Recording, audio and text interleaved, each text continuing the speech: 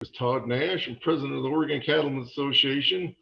I'm here today with Dr. Ryan Scholz and Rodger Huffman.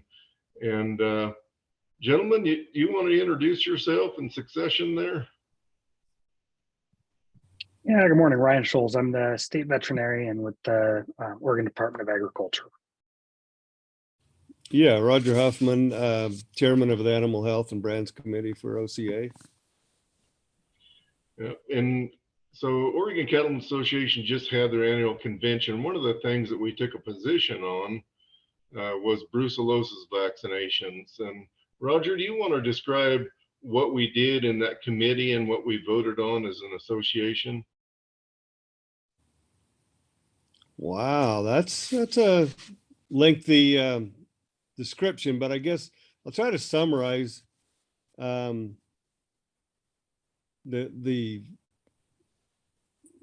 gist of what it was, which is an evaluation that's kind of been ongoing about brucellosis and the true nature of the disease, our disease risk in Oregon. Then that kind of transcended to importation issues as well as marketing in some cases, and ultimately, but it comes back to as we look at profitability for the ranchers, and we think that maybe it's time to look at this as from a disease risk standpoint, and look at some of the options that are out there for alternative views, I guess, versus a law that just simply is decades old, that is created when it was a very prevalent disease, not just in Oregon, but all over. There was a huge eradication program federally. It was very successful, and maybe it's time to evaluate the need to be so strict on vaccination and some of those issues. So that's the gist of the conversation, and also I guess, do you want me to summarize where the OCA committee meeting went, and then ultimately the vote of the association? Yeah, maybe we'll touch on that in just a second, and I'll turn it back to Dr. Scholz to describe what actually brucellosis is. It kind of got heightened to a level here recently on the show Yellowstone. But anyway, Dr. Scholz, you want to talk about the vaccine, the reason for it, the efficacy of it, and where we are today, and maybe what Rodger alluded to, the current risk. Yeah, so just a little bit of background on the disease. So brucellosis is a disease caused by a bacteria, Brucella abortus, in cattle. So there are a number of different Brucella bacteria that infect different species that can cause diseases known as brucellosis in those animals. But several of them are unique in that they are zoonotic, so they can pass from those animal reservoir hosts to people.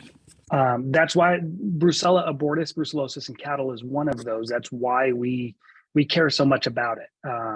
Back in the early 20th century, when brucellosis was really first being discovered, it was being passed frequently through the milk of cattle to humans. The condition in humans is often known as either undulate fever or Malta fever. The Malta fever comes from the islands of Malta, where it was one of actually the largest killers of the British troops during World War I. Was actually more troops died in the Malta Islands from brucellosis than they did from fighting the war. So that led to pasteurization of milk early on between brucellosis and tuberculosis. Those were the two main reasons we started pasteurizing milk. And then in the mid 20th century, that led to a really wide-reaching and ultimately very successful control program by the USDA that in the participating states that led to essentially the eradication of brucellosis through universal vaccination, and then testing as well. And there's still a lot of testing that happens at slaughter. But ultimately, by the end of the 20th century, we had pretty much eradicated brucellosis from the United States, with the exception of the greater Yellowstone area. So the infection there in the greater Yellowstone area began in the bison. When they reintroduced bison into the park, they ended up with brucellosis in that bison herd. That has since spilled over into elk around that area.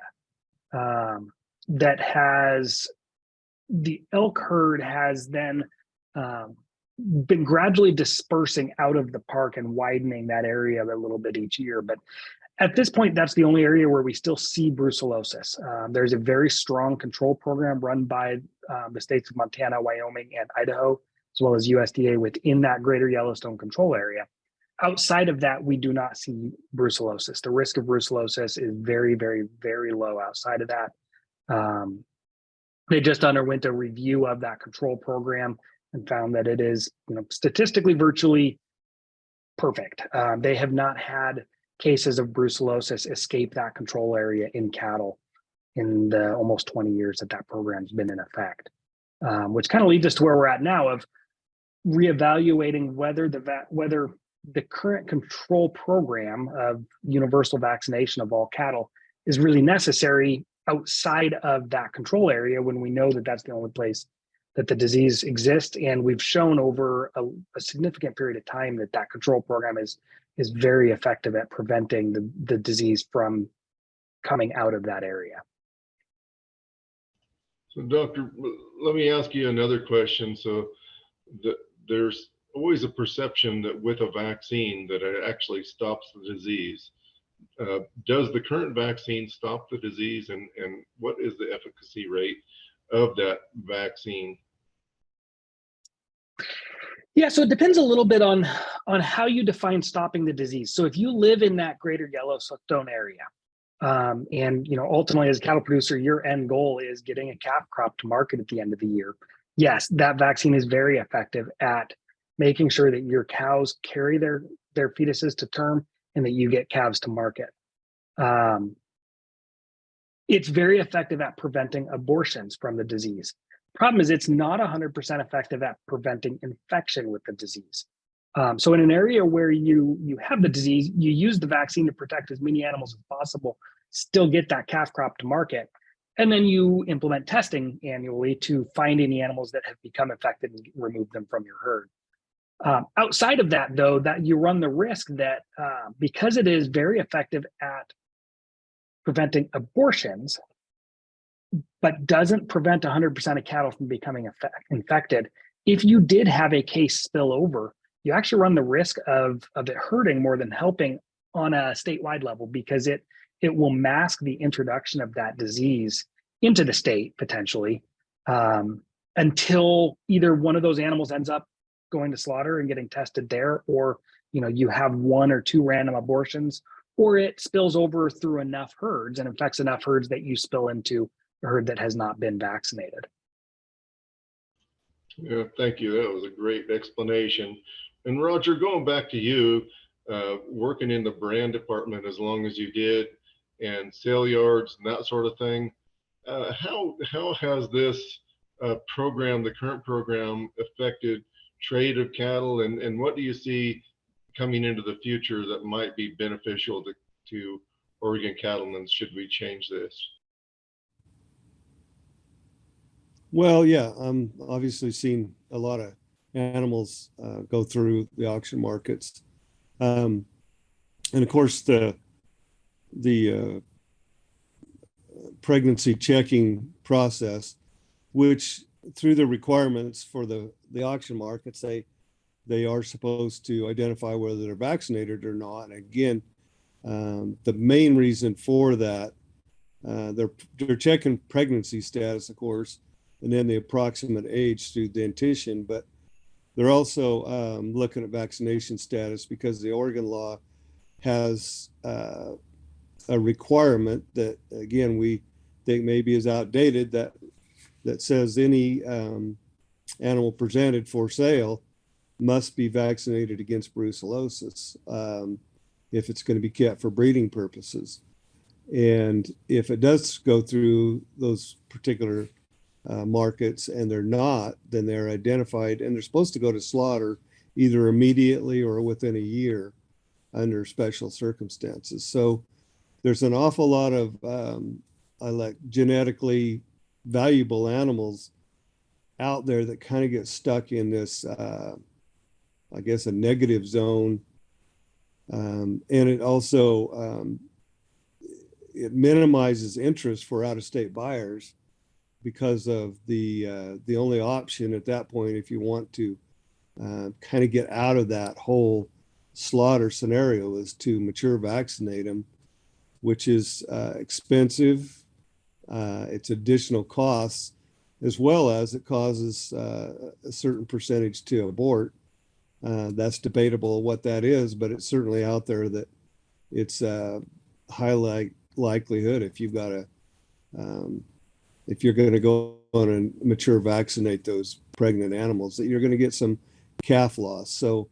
So naturally, the value of those animals going through an auction market is diminished to a point versus fully vaccinated. So if we, I guess, looking at it from a true disease risk, is that necessary especially for interstate, that they must be slaughtered? Because as we move into this cycle, as we all see now, where more mouths to feed and fewer animals to feed them, it may be important to have all, animals, all beef animals that are certainly good mother cows to remain in people's herds, vaccinated or not, that are in the state, and so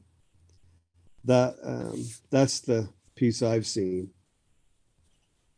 And we've probably, a number of us have been a party to sending what would have been considered healthy reproductive animals to market, and then the vets there at the sale yards not being able to read a legible tattoo, and then they get marked as a non-vaccinate. And so what's your experience with that, Rodger? Well, again, yes, we have currently, I'm not sure, the state veterinarian might have to answer it. I don't know if they can mature vaccinate something that's already been vaccinated that's only considered a non-vac because of the illegible tattoo. But I do know that for interstate movement, the official designation, whether they're vaccinated or not, is a legible tattoo. So that's very accurate.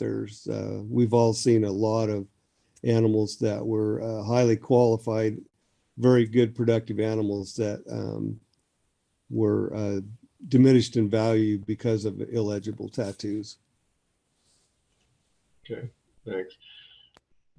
Dr. Scholz, you want to talk about, Rodger, I think you'll have to mute for your camera to go off.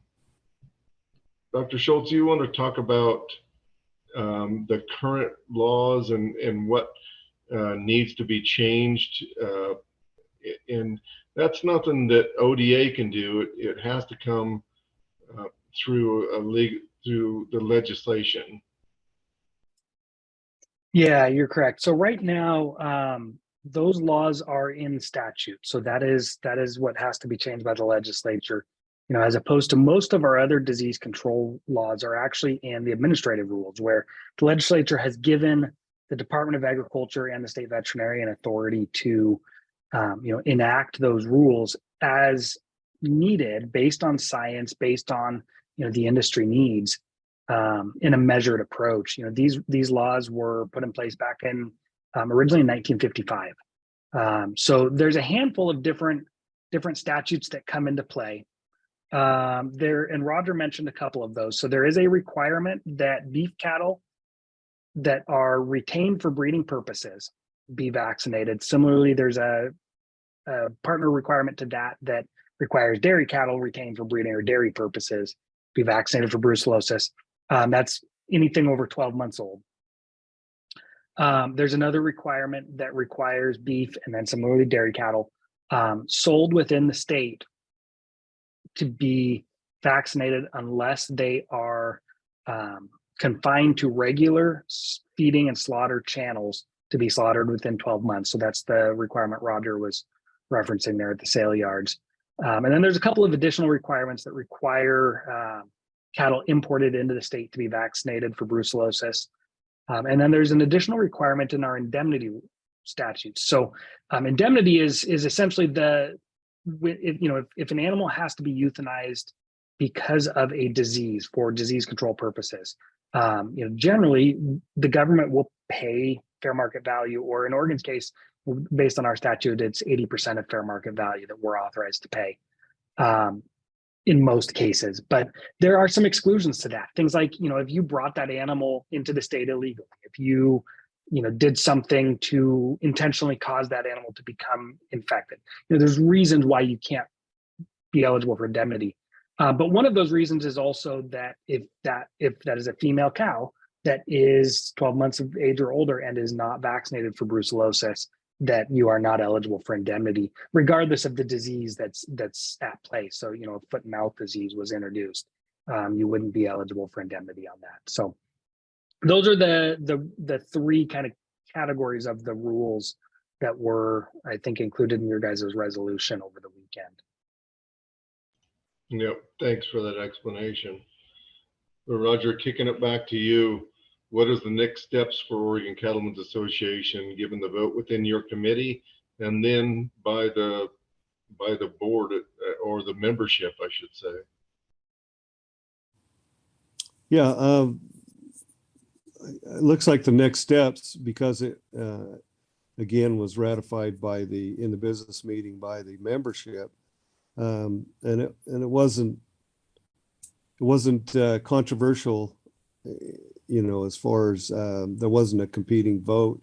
It was darn near unanimous of all those participated. So with that support, I believe OCA, and you can confirm this, has the green light to move forward with the legislative concept, and then introduce that into the legislative process through a sponsor, and then we will go and talk about it nationally. And as Dr. Scholz has mentioned, the state vet has such great powers, as well as the director of ag. This needs to be mentioned, that we're not going to tell people they can't vaccinate it in any way.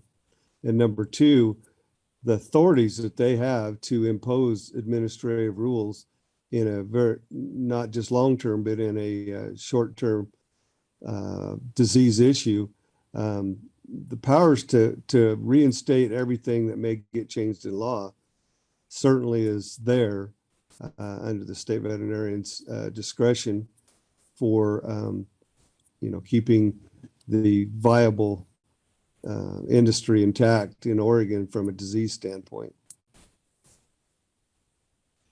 Thank you. Doctor, I'm going to ask you for any closing thoughts that maybe I didn't ask that you want to add on here today, and I'll do the same for you, Rodger, in a follow-up.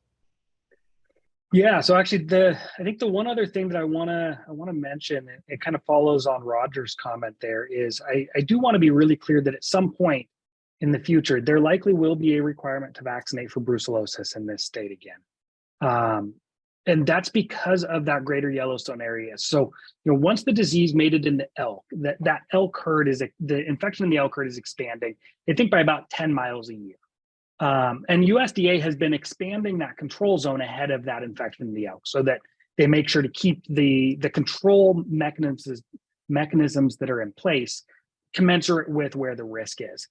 At some point, there is a pretty good chance that boundary will reach the eastern border of our state. When that circle expands enough that it starts incorporating and crossing the Snake River and incorporating a little bit of Oregon into it, we will have to implement requirements to vaccinate and to do some testing for animals within that control zone. But that goes back to, the ability to implement those rules based on science, based on the risk, and commensurate with the risk that is presented. That doesn't mean that cattle in Astoria will need to be vaccinated because Enterprise happens to be in a 5-mile sliver of a control area that touches into the state of Oregon. So but I do want to make sure that is a part of the discussion, just so that people aren't surprised, producers aren't surprised down the road, be it 10, 15, 20 years, but that we may see this disease come back. It's not a perfect reduction of risk, but I don't think that risk necessarily means that we need to be vaccinating every animal in the state for the rest of time. Okay, thank you for that explanation. Rodger, any follow-up? I guess, yeah, my summarization is that, again, it'll come back down to the disease risk and recognition of where we are, and the options on the table. But I would just again want to stress that anybody that wanted to vaccinate, assuming these laws change as we're talking about, that capability will remain there and not restricted in any way. So anybody from a marketing standpoint or from a movement standpoint out of state can certainly vaccinate and continue as they have been doing. And again, this disease is not out there and around, and it's not an emergency disease anyway. It's a slow process because of its reproductive nature. It's not going to show up in Oregon and then in a couple weeks be another county over, and then within a year spread across the state. It's a very slow incubative process for it to move. So it's not scary, I guess is what I'm saying, if we ever do get another case. And it's been 25 years-ish since our last case in Oregon. And like I say, they've done a very good job. It just gives a little more flexibility to producers and hopefully some profitability in some areas. And so I think that's what OCA is all about, is trying to help the producers have good options and open markets.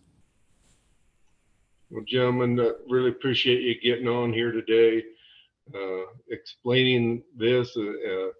It's somewhat of a complicated issue, but we're trying to lessen the burdens here for Oregon cattlemen, and as Rodger reflected, represent each of our entities best, whether it be in Astoria, Medford, Klamath Falls, or far northeastern Oregon. So again, thank you, and we'll look forward to seeing you here real soon.